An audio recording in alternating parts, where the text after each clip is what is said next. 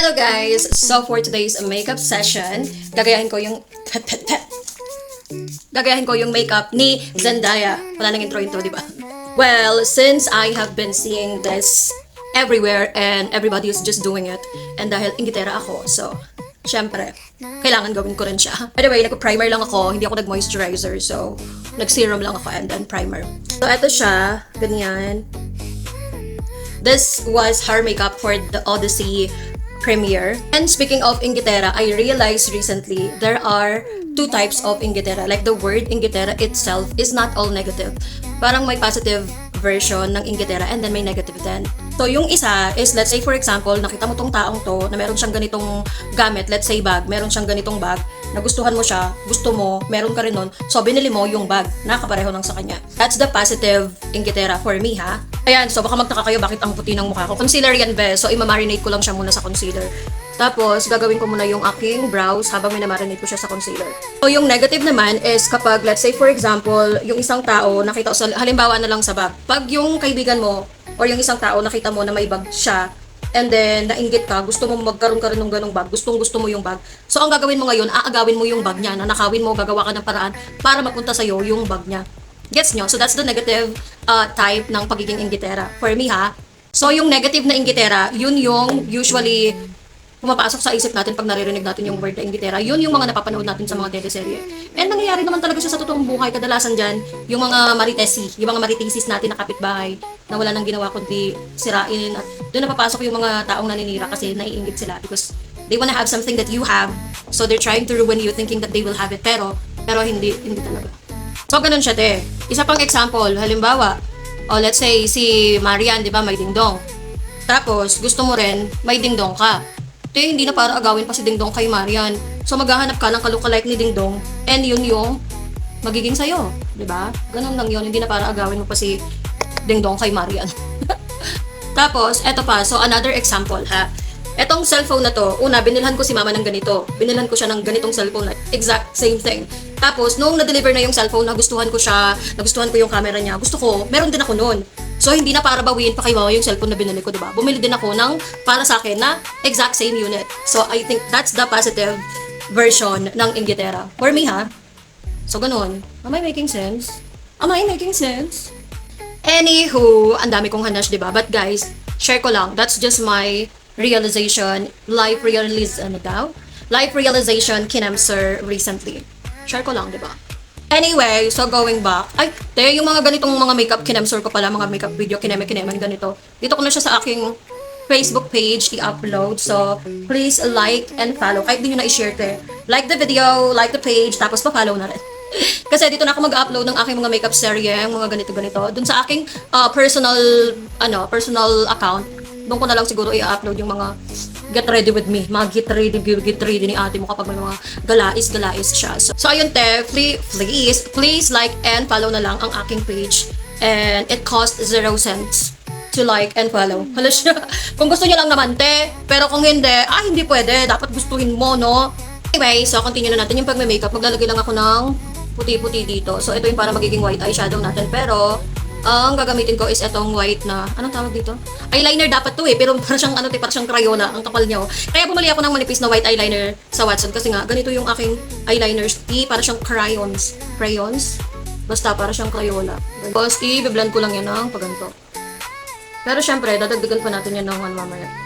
Ng white na eyeshadow talaga. Kumbaga, ito lang yung markings niya or whatever you may call it. Basta ganyan siya, te.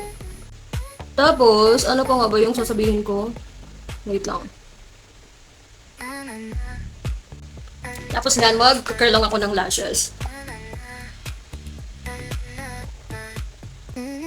Habang hinihintay natin na maging tacky yung yung glue ng Halsey. So, mag-contour muna ako. And yung pagkaka-contour ng makeup niya dun sa look na niya nabuyoy na. Yung pagkaka-contour niya dun sa makeup look niya na yun is parang medyo sharp. And talaga, kitang-kita talaga yung contouration niya. So, yun ang gagawin natin. Kita mo yan? That shadow right there, that's what we're aiming for. Siyempre, dito din. Pero parang hindi ko na magagaya yung sa buhok niya. Kasi te, ano naman ang, hindi niya siya carry. And wala akong wig para gayahin yon. So, bahala na. Basta kung ano ang magawa natin sa buhok. Ayan, tapos lagay lang ako dito. Para masilaw kayo sa ilong ko. Diba? Who needs surgery when you can contour? Binang walang pampa-surgery. Di, pag gumawa din ako kita yung tang, tang. Di ba? Di, kita siya. Taran, taran. O, pati yan dito, hulmang-hulma. Parang wala siyang double chin. Ang falsies, apply na natin siya.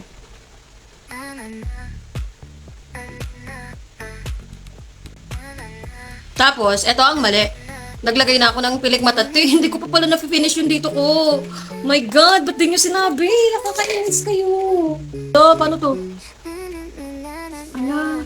Ayan na siya, te. So, ayan na yung nakayanan ko. Hindi siya masyadong nakikita dun sa white na eyeshadow na meron ako. So, nilagyan ko siya ng shimmering concealer. Para ganyan siya. Anyway, natuyo na. Natuyo na siya. Wait lang, lagay muna natin siya. So, i-coat ko lang siya ng mascara para combine yung natural lashes and then yung falsies. And para mas ma-volumize yung falsies. Kante, malapit na siya. Anyway, thank you nga pala to Janet for this tumblers. Meron na akong pang timpla ng mga Milo, mga kape, ganyan. Hindi na para i-reuse yung ano tawag dito? Ay, bakit ko ginag? Hindi na para i-reuse yung cup ng yung coffee cup ng McDo at ng Jollibee. Meron na akong sarili kong pantimpla. But anyway, ganun ako ng ganun.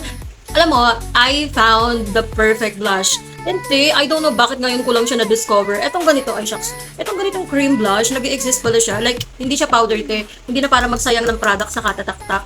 Kasi, it's creamy. Creamy, kineme. So, kahit ganituhin mo siya, walang malalaglag dyan. Tamo, nasanay talaga ako na ginaganito ko pa rin kahit wala naman talaga siyang dapat itaktak.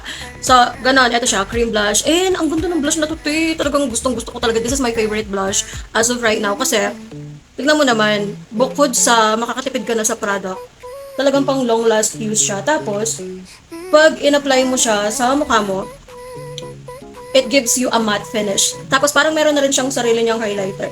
Wait lang. Kasi tignan mo yan, Teo. Parang meron siyang sarili niyang highlighter. And luckily, yung makeup look na ginagaya ko ay ganito yung shade ng blush niya. So, hindi ako mahihirapan. Brown na to. Actually, hindi to lip liner eh. Ano to eh? Eyeshadow. Ano ba yun? Eye pencil. Pero, ginagamit ko din siya as lip liner. Sarap ng ano niya. Sarap ng amoy niya. Ayan. So, bago ko makalimutan, te, mag-lower lashes lang ako. So, guys, eto na siya. Magbe-base lang ako and I'll be right back. So, this is the finished look, guys. And yeah, ito lang yung kinaya ng aking hair. Anyways, I think nakuha ko naman siya ng tama. It's not the 100% exact same thing, but maybe, let's say, 90. Mga ganun. So, ayun siya. Magpo-post lang ako for the video.